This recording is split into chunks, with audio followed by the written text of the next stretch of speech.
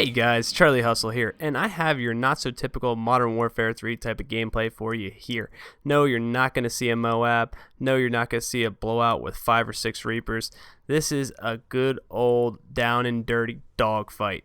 This is some competitive gameplay here, and none of us were expecting it. We rolled into this. This is your typical pub lobby, expecting to dominate as usual. We had a full party, and usually when we roll with a full party, we do very well. But this game, we quickly found out that we had some stiff competition on our hands. Now, as you can see, we start out with the A spawn, which is actually not my preferred spawn, because you actually want C and A. And if you come from B and run directly to C, you can pick that up first, and that's probably the hardest flag to pick up in the game. Leaving B alone and then swing your way over to A, while the other team runs through Dome to try to pick up C. So we find ourselves trying to fight our way to get over to C, while almost avoiding B, because if you get locked into B, you can be there for the whole match. There's a spawn trap there that's fairly effective, and we wanted to avoid that. Now, as you can see, we did pick up B in the meantime, just to try to get some points on the board, because, like I said, we're quickly realizing that we have to go try hard mode here to get the win. And we're working our way down to A, trying to get this A and C, but oh no, there's 4 of us on the flag. We're way out of position. We don't have enough people on C to support that. So what do? All 3 of us try to run back over to support on C and find ourselves out of position again on A. So I try to pull back here and pick up some of these fellas coming down from B. This is a good position to work in here. You got a lot of options, a lot of routes to look at. One thing that you always want to try to do in this game is limit your exposure to where you're aiming. Now, so you can see I pulled out a little bit too far from cover there and got picked up from the guy coming down from the other side of the truck. Luckily, got a Predator in the back pocket, and I can pick up a couple of those guys and make it easier for my team to defend that flag. Now, like I said, I really like this type of gameplay, this competitive gameplay.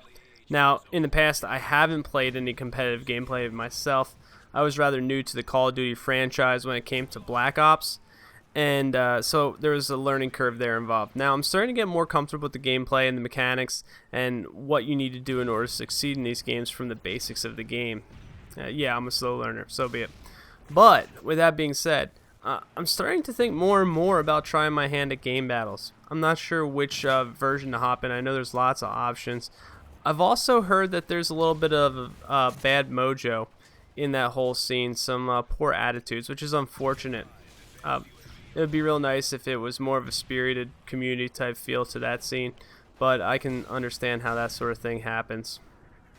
I do also like, from a competitive standpoint, the MLG and what they do. The pro teams like Optic, Envy, Leverage, Obey. I really enjoy following them and what's going on in that world.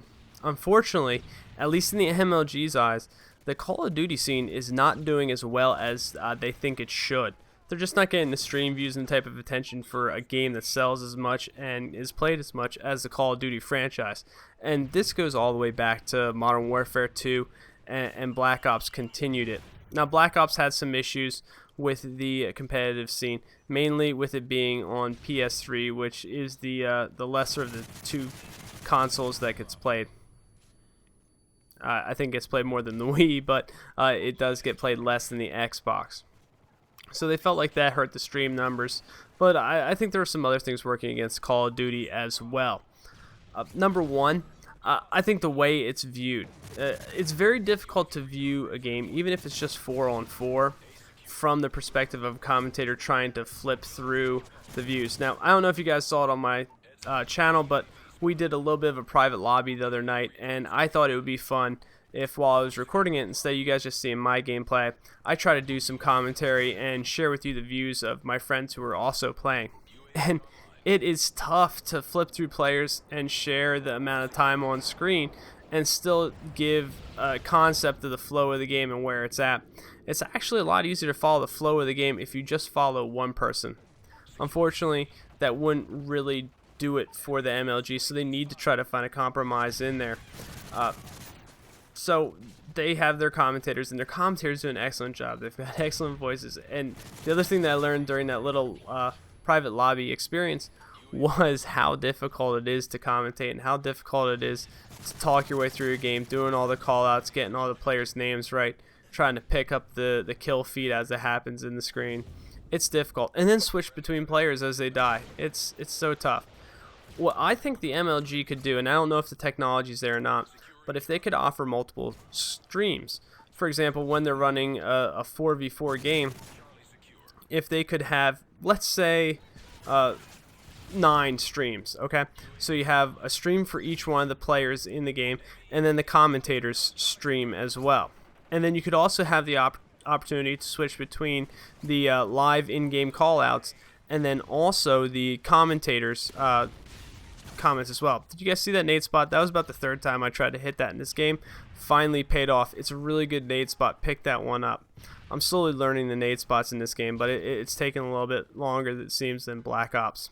Anyhow, getting back to the MLG talk, I think they could really benefit from a setup like that, because I know there are games that I would just like to follow one guy. It's like, I want to see how 4Play handles this map.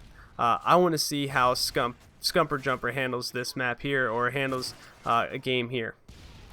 Another big discussion in the Call of Duty community is how to handle the variances they put on the game. Now, if you didn't know, the MLG does not play just your typical Call of Duty as we play it. They apply some different rules to it. They only play a limited amount of game types, and they only play a limited amount of maps as well. So they'll also have things like loadouts, like you can't run Ghost and you couldn't run Flak Jacket for Black Ops. I'm not using Modern Warfare 3 examples because we don't know yet for Modern Warfare 3. They haven't announced anything as of yet.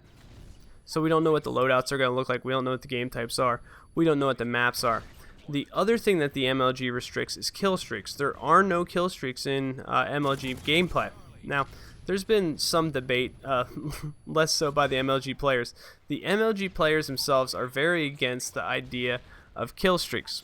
However, I am, and I actually had a discussion with Hastro the other week ago about this, and he was very adamant against kill streaks. He felt like they would take away from the technical skill and the gun-on-gun gameplay. He felt like they would slow down the game as a whole.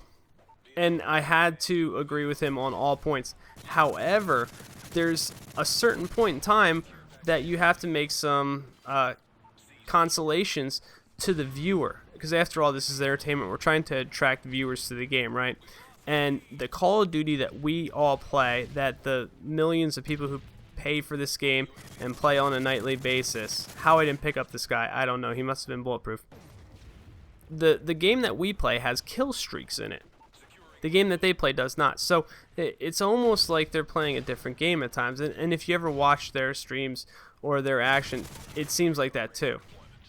I don't know who picked that guy up here on my teammate who was trying to cap the flag. So with the difference in the game, it's hard for me to relate, and it's hard for me to pick up strategies at time. And because of the loadout restrictions that they have, it's sometimes hard to draw an analog between the game that I'm playing and the game that they're playing. So I feel that although it may take away from the skill or the merit of the game, I feel that it might benefit the game as a whole just by getting more viewership. So it's an interesting topic. If you guys want to talk about more, post a comment. I'd love to hear what you guys think about that. I'd love to hear what you guys think about the MLG as a whole, and what the issues are and how they can improve. I think it's an important topic for the community. I don't know about you guys, but for some reason I feel like the MLG and what they do legitimizes the game that we play. I feel like this game almost is a little bit more legit, a little bit more serious if the MLG is there. Did you guys see that? I think I just fired a bullet and stabbed at the same time. I'm not sure what happened there, but I thought it was pretty cool.